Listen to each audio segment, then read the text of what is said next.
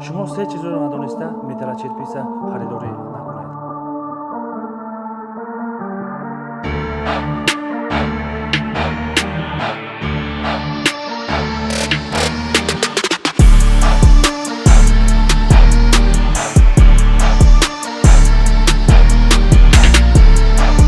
نوبت یکم صفت‌نوکی رنگ، قوس‌نوکی متر و خدمت‌رسانی طولانی.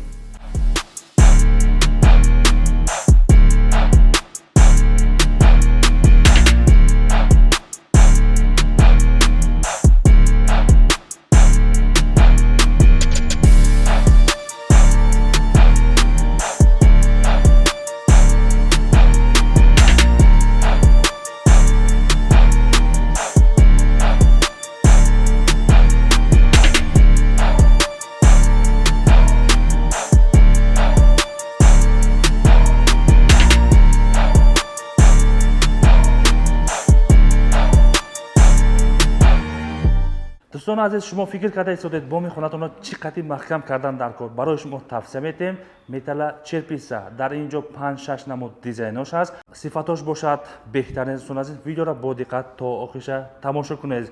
اگر برای شما با پورتر معلومات در کار باشد ویدیو را تا آخرش تماشا میکنید.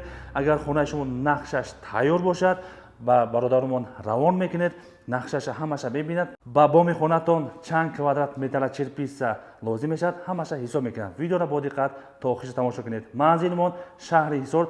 حاضر ما پورا معلومات از اکای عبدالله میگیریم، یعنی که متخصص همین بامساد چند متر یک بام در چند کوادرات خراجات میشد همش برای شما میفهمونیم و تلشینه متر چرپیسمون ای چند سوم سرشیده و چند میلیمتر سر میشه همش میپرسیم. اکای عبدالله السلام علیکم. سلام.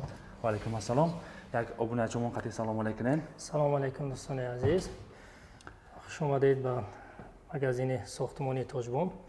خب یکم سوالو باشد اگر دایر به متل چرپیس و دیزاین‌های نو مرامت. اکای عبدالله با خریدار چی توصیه میتیم که وقتی که متل چرپیس خریداری میکند با خطاگی راه نماند؟ برای با متل چرپیس خریداری کردن باید هر یک استوی هر یک مشتری صاحبخانه باید چند نقطه نازکی متل چرپیس را باید بداند. مثلا از آن جمله متل چرپیس های ما از متل چرپیس های بازار که در میفروشند چی فرقیت دارد؟ برای چی متر کوادراتی متل چرپیس های ما 50 سومانی و 55 سومانی از متل چرپیس های بازار بودگی مثلا 40-45 سومانی فرقیتش در چیه؟ باید همین من مختصر در کلینت در مشتری بفهمونم که متل چرپیس های ما یکمش دیزاین خوب، انا صفتی کراسکش خوب، ترکیبی کراسکش ناس و مهلتی استفاده برش یعنی کفالتش زیاد ای 10 تا 15 سال بعد یک نقطه اساسی است که بیشتر همین استوا به همین خطاگی راه میدن. متل چرپیس ما برش 1 متر 20 سانتی متر لیست خودش یک 25 دستگاه میبره 1 متر 20 سانتی متر قالب نو دیزاین نو ونیتسیا قالب ده. خب یعنی که ای دیگه متل چرپیس این فرق میکنه، یعنی که این پهن‌تر است هم خلاص. بله با کلی فرق میکنه. این برش پهن است. فهمم. حاضر در اینجا ما چند نمود دیزاینش و سویتاش هست. بله ایجاد چرپیس هایی که در سال 2025 وارد شدگیان 4 نمود دیزاین است. دیزاین ونیتسیا، مانا یاسپین، مانا مانتروسا، گرمان و هر یک کدوم در علاوه‌دگی فرقیتش از یک دیگریش با شما نشون میدیم. خب متل چرپیس ونیتسیا مثال برش ای دستگاه میبره 1 متر 16 سانتی متر، رابطش 1 متر 0.6 سانتی متر، چقری زگیبش 2 سانتی متر، شاگوش استاندارد 35 سانتی متر و پیشکش باشد 0.2 سانتی متر. خب آزید همین 4 واریانت داریم گفتیم، اسپین گفتیم و ونیتسیا گفتیم. یک دیگه رو چی فرق داره؟ یکی دیزاینش که تلشینش که صفاتهای کراسکش ده. فقط دیزاینش و بله متریال همش در یک متریال مشتری میتواند این نمود چرپیسش بگیره یا اینکه متال پروفیل بگیره فرق نداره. متریال همش صفتش یکه، فقط دیزاینو فرق میکنه. خب در اینجا ما ای چند سومون سرشیزه تو چند سومش به ابونچمون تقدیم کرده میتونیم هر 1 مترش. نرخ نوای ما وابسته به قوسی آهن تلشینه است. مثال تلشینه های از فیرمای ما فقط 4 аст 4.5 ба 5 ҳама хуби ғавси 005 аст. хоб ино нархошон ҳам аз рӯи дизайни қолаб фарқ мекунад, ҳам аз рӯи мисол ғавси оҳан. ғавсиша бале ҳозир мисол ма дар бораи ҳамин металлочерписа маълумот надорам. ма айкиҷо метавонам ки ҳамин металлочерписа 005 ёки 045 ёки 035 мисол харидора бисёр кас намедонад. мо чӣ нишон дода метавонем ки мардум бифаҳмад ҳамин ғавси бале муштариҳо бисёр ана ҳамин саволи шуморо мисол баръакс мода чӣ метиҳанд савол метиҳанд ки чӣ хел мо бифаҳмем санҷиши ана ҳамин металл ки дар ҳақиқат 4 аст 4.5 ва 5 аст. мо махсус ана аппаратҳои лабораторӣ дорем ки мо муштариҳое ки агар бовар намекунанд дар талшина мо вайро исбот мекунонем нишон медиҳем ки дар ҳақиқат ҳамин маҳсулоте ки мехарад 4 аст ё 4.5 ё ки 5. фаҳмо. ҳозир акнун размери ёки талшинаи миёна кадомашта талабот бисёр аст ки мардум харида истодааст ки шумо кадомашта тавсия метиҳед ки ҳамин ба талабот ҷавобгӯ ҳаст, бисёр кас ҳаминонро харидор карда истодааст? дуруст ия бештар мана соҳибхонаҳо намедонанд, барое ки ваё дар соли сол як бор криша мезананд. бештар ино бояд ҳамун соҳибхонаҳоро водор кунанд, усто бисёр усто қати кор кунанд. хубтараке ки усто аллакай чанд бор криша қати металл қати кор кардаги медонад талшина кадом талшина аст дар ҳамин криша мисол тобовар аст, кадом талшина мисол дар ҳамин черепица хуб аст, мисол дар ин черепицаш хуб аст, вай усто хубтар медонад. мо тавсияи мо ҳамин хелае ки баъзе муштариҳо меоянд мегӯянд мо дар талшинаи мисол черепица мегӯянд, локин намедонанд ки ӯ черепицаро ай кадом талшина бояд мисол омода кард ки дар анаи сардию гармии худмон тобовар бошад. мисол ҳозир талаботи мо талаботи ҳамин бозор аз талшинаҳои 4 мисол 4.5 ба 5 мисол 5 хай камтар ғавси бадай, локин дар ҳақиқат хуб ай бисёр сол хизмат мекунад. бале солҳои сол нисбат ба талшинаҳои 37 мисол 4 бо талшинаи 5 бештар мисол хизмат мекунад. хоб ҳозир мо краскашта чанд сол гарантия дода метавонем ки сифаташ наравад краскаш? бале сифат дар краскаш аз он ҷумлаҳози 4 қабати ранг иборат аст. масалан ҳар як қабати бо дар алоҳидагӣ ба худаш як муҳлати соли худша срок службаи худша дорад. мисол ҳозир якум рангаш болош лак дорад, грунтовка дорад, краска лак дорад, краска дорад, грунтовка дорад, ба синка ба оҳанай як синковка задаги. яъне ки барои сифаташ хуб истодан ҳам бисёр сол хизмат кардан барои краскаш ҳамин аст. фаҳмо. хоб нархоша як гап зада мерем, бисёр кас интизор аст як квадраташ кадомаш чанд сол мешавад, чӣ хел мешавад ва дар ин ҷо на фақат металлочерпица, канёк мегӯем, турба мегӯем, барои барфқапак ҳама чизош ҳаст. хулас ҳамин ҷо омадем барои бомтон чӣ қадар хароҷот мешавад, шумо фақат ҳамун нақшаша биёред, ҳисоб мекунад чанд метр канёк новао меравад ва дар ин ҷо металлочерпица чанд метр хароҷот мешавад. нарх навои мо вобаста ба чӣ хеле гуфтем аз ғавси оҳан вобаста аст, на ин ки аз қолаб. мисол черепица мантероса мегиранд ё дизайни нав ё ин ки герман бале новинка ё ҳамаш чиқриёш 3.5 сантиметр ё 3 сантиметр ва инои пешина 2 сантиметр. нарх наво вобаста ба ғавси оҳан аст. айни ҳол ҳамин нарх наво аз талшинаи 0.455 сомон сар мешавад, талшинаи 0.45 70 сомон, талшинаи 0.5 ҳама ғавсаш 85 сомон. ҳозир нархҳое ки айни ҳол мо дар муштариҳо пешкаш кардагӣ. ҳозир мо қарор дорем дар моҳи январ 13 январ яъне ки 2026 сол мумкин оянда нарх мумкин поён мешавад ёки боло мешавад ва вақт соат нишон медиҳад. ҳамин аст? бале ҳам вақт соат нишон медиҳад, ҳам мисол мо бо чӣ қадар авҷа харидорӣ мекунем, ҳам аз ҷиҳати қурби асъори чиам обуначимон ҳозир моро тамошо карда истодааст. аз дигар бозорҳо нархҳои шумо хеле фарқ мекунад. аз ҳисоби чӣ? ҳамин як маълумот нарх навои мо мисол бояд ё дар муштариҳо мухтасар бифаҳмонем ки мисол фаҳмо бошад. нарх навои мо агар ихел ба ини бозорӣ бигирем ҳартш як меғалта. фақат мо мисол ҳозир мегӯем 50 сомон 55 сомон.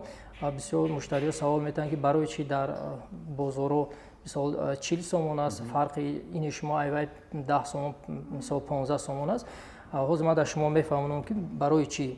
мисол барои ҳамин ки черепицаи мо барош паҳмай мисол агар дар ҳисоби квадрат ҳисоби кришада мо ҳисоб кунем пашти ҳардаш як нарх меғалтанд фақат хубии дар ҳамо муштарӣ ине ки ҳам паҳмай стикш камея ҳам ки краскаш оригиналай кафола доранд ана сифаташ хубе ба ҳам дизайнои наван дизайнои нав фаҳмо ҳозир бисёр дизайнош хуб омадааст хелиш мақсад 3 сантиметра ва 3.5 сантиметраи калон ҳам бо металлочерпица айдур нигоҳ кунанд бом беҳад хушрӯ метавада акай Абдулло черпица ҳозир дастарангим қатъи ин черпица чӣ фарқият дорад ва як маълумот медиҳед хеле ки мо дар пеш гуфтем черпицаое ки дар бозор мефурӯшанд ҳам мисол бараш майдай бараш 0.85 мешавад ба фикрам баъд сифати краскаш ва дизайнаш фарқият беҳад бисёрай мо агар я дар назди яна черепицаи